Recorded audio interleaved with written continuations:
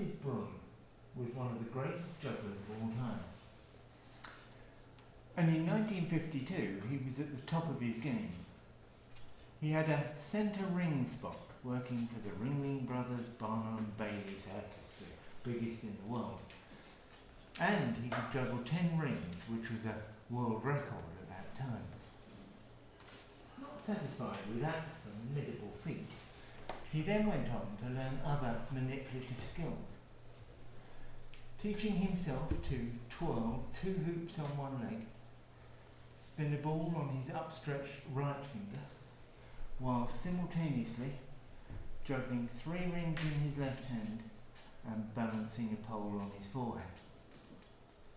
People would travel huge distances just to see him perform this trick, which eventually became known as the broom finish, and he brought the house down with it every time. I guess he was the kind of person we would probably nowadays call a multitasker.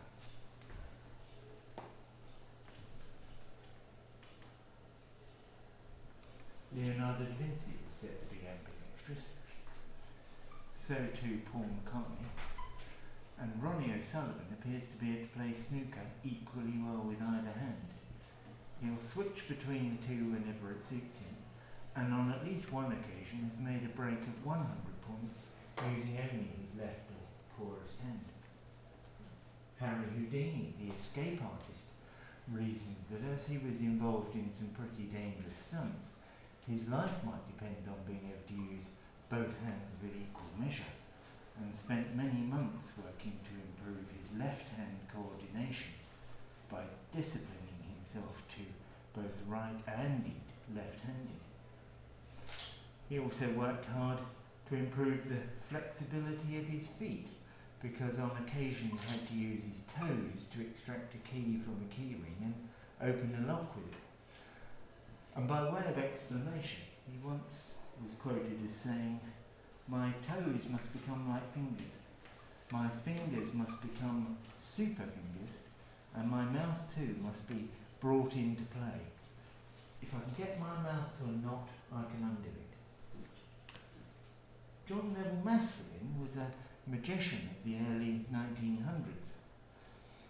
And because of the tremendous wealth of thinking and ideas that he contributed to the magic community, even today he's still affectionately referred to as being the father of modern magic.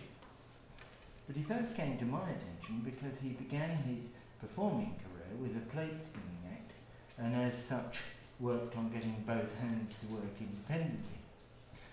So as you can imagine, I was particularly fascinated to find that his diaries record a note speculating it might be possible at some time in the future to draft a different letter with each hand. Sadly, there's no record of him having tried it, but it raises a rather interesting point. All of us on occasion seem able to say one thing whilst thinking something different. And here I'm conducting an experiment along just those lines. You'll see here that with my left hand I'm writing a letter to a friend, which is a simple note inquiring into that friend's well-being and making a plan to meet in the near future. Whilst on the other hand, or should I say with my other hand, I attempt to access my innermost feelings about that person and reveal what one would normally keep to oneself. Revealing your thoughts about someone is not always a good idea. But the question we must ask is this: is it humanly possible for an individual to consider writing different text with each hand, and if such a thing could be contemplated, would it then be feasible for that same person to give a meaningful commentary at the same time?